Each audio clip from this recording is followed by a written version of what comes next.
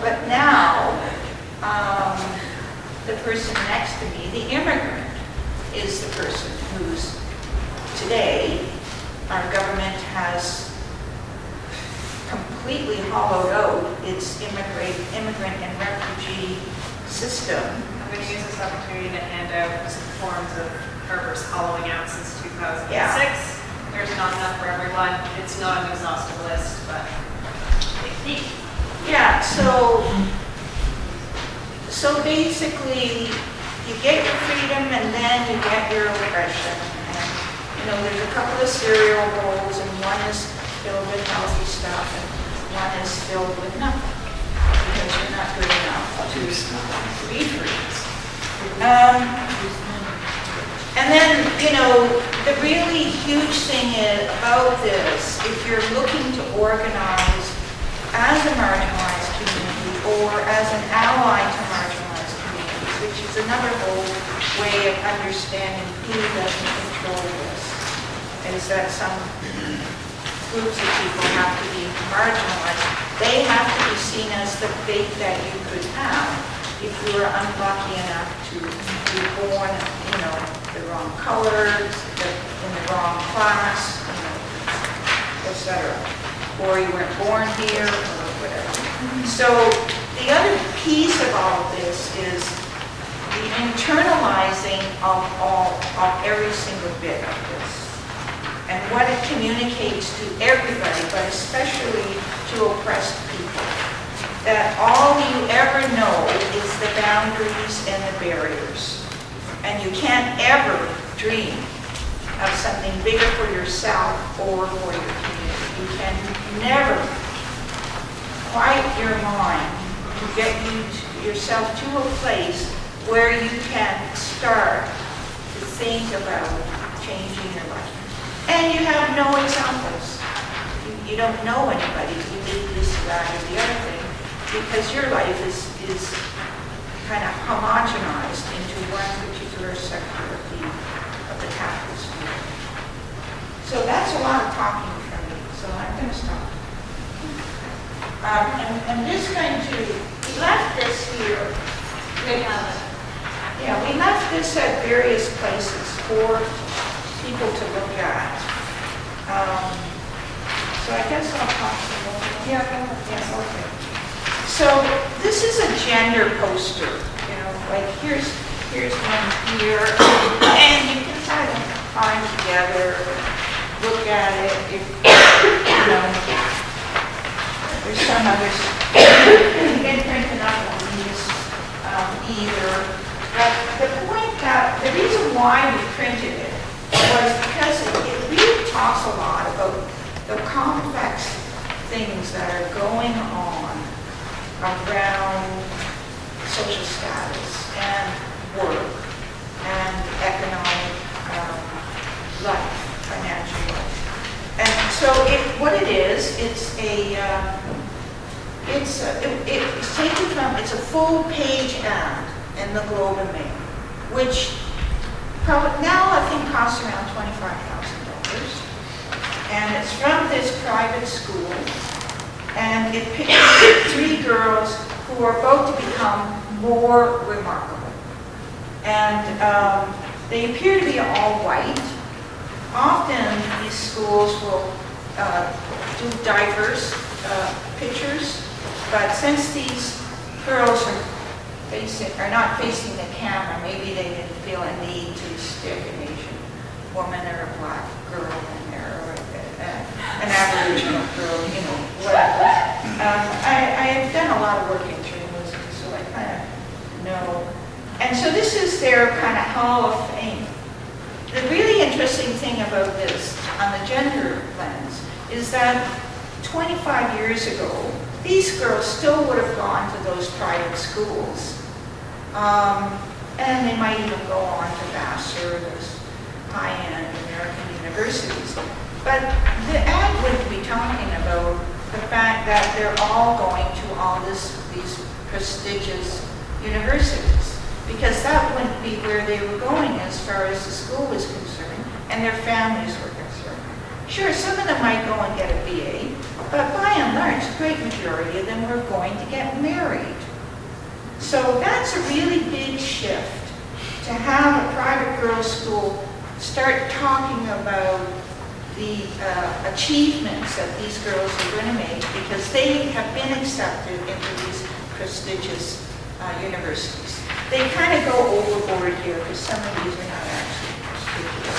So you have to fill the ad. I mean, good university, they're not Harvard, and I think we have one, two going to Oxford. Now, the other thing about this, about gender, is that it brings up one of the issues that Amy just touched on, which is we know for sure that not every girl goes to this school, but this also in a way represents the fact that, well, it does to me. What we now know is that with the hollowing out of traditional male jobs, and this is particularly the case in resource industry countries like Canada, but it is across the world. There's, you've heard the Rust Belt idea that is hollowed out. So the point being that employment opportunities for working class and lower class men are tremendously limited now in comparison to what they once were. If you were a logger or you worked in a pulp mill 20 years ago, and you had a permanent job, you had a permanent union job, you had a car, your wife might have a car. If you lived up in Powell River, you had a boat. You took your kids to Disneyland. Now, a lot of those workers are aged now, so now they have to worry about their pensions and the money the government's going to claw back from them. But their sons, as they were once sons, and their sons always had a job. They're always going to work at that plant. And we're talking about all kinds of industries in this country and in other countries. And those industries are gone. And I'll just say that we can get them back according to the CEO of General Electric. And I don't have time to tell you the whole General Electric and Ronald Reagan story. But the CEO of General Electric went to Toronto and gave a speech to the Toronto business elite. And he was reassuring them that we could get our manufacturing sector back. And all we would have to do is, there's a couple of things that business has to do, which is about securing the supply of various products and being sure to go local for your sales and your purchases and all of that kind of stuff. But for the people like you and me, what he said to the business audience in Toronto was, we have to be willing to work for $15 an hour. So it's a kind of free trade merry-go-round, right? Like, first we did free trade and globalization, and they took all the work and they shipped it offshore. Well, now they're willing to bring it back at near the wages, at wages that are no way comparable to what you can make in those things obligations in the past. And he was happy enough to point out that the GE itself had just established a new factory, the first time they've been back in the United States for years. And the workers there are happy to get the $15. So, I want to talk about this guy for 2 more seconds maybe, because it also illustrates a fairly not shock value, which is what I like about it, commodification of the feminine. Yeah, it's essentially these girls here who we don't know who they are because you've heard this from me before. You don't see faces, you don't know who they are, you don't see their names. It doesn't matter. Their faces, their commodities, they're exports. Essentially, that's what's going on here. They're exports. Just a little personal anecdote to follow that up, which is not entirely true. I am an academic, or will be one day when I grow up. And chances are, my partner and I will be moving to the States, which whatever right now, I don't really care. But you know, there's this whole citizenship thing and whatever that I have an ambivalent relationship with. But some schools, oh, it's not a big deal. We have NAFTAs in effect. I'm an export as an academic, like not gender related. That's kind of puffed up. So, but back to the flip chart and back to the 5 topics and questions that now that we've talked to you quite a while. We don't want to end on all these intersecting layers of oppression are really impressive. We're all affected by it.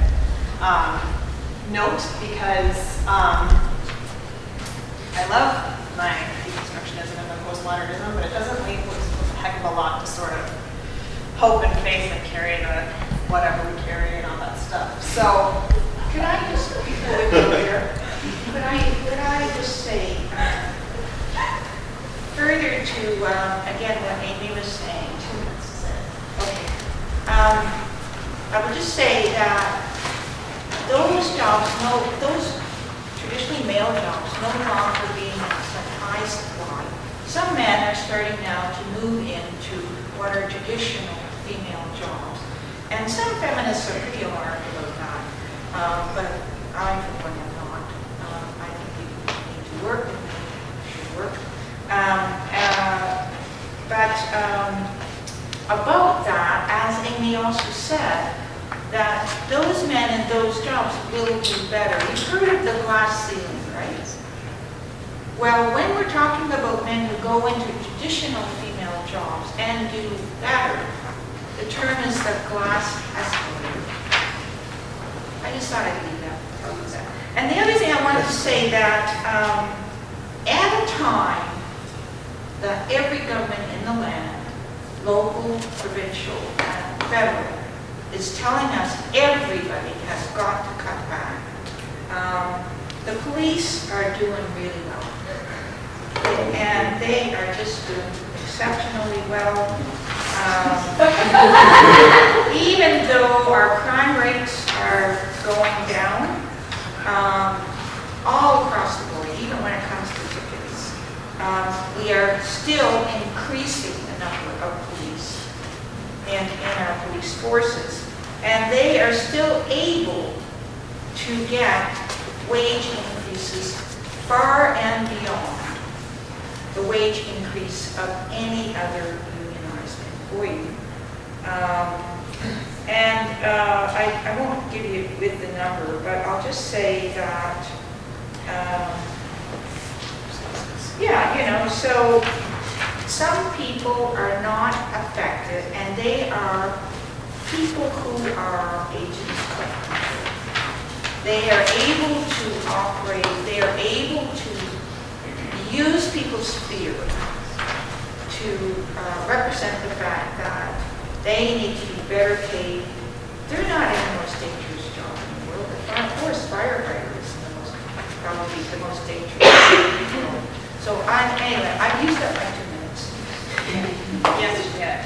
But so I just want to kind of finish off by just framing all this stuff, which is not just stuff, it's hugely complex issues and everything else.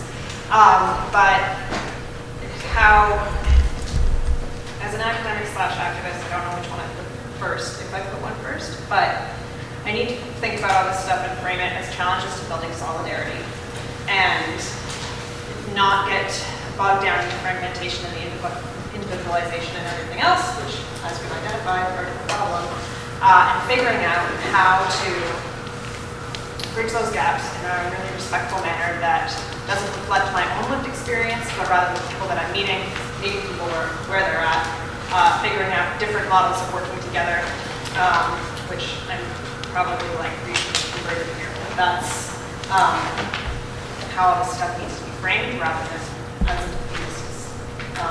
as a defeat, as far as I'm concerned. And I would really love to hear how you deal with challenges to solidarity and whatnot, because that was the plan. But I want to be respectful of the fact that everyone was anticipating to be here till 9. thank you for talking with us and listening to us, and yeah, keep fighting the good fight.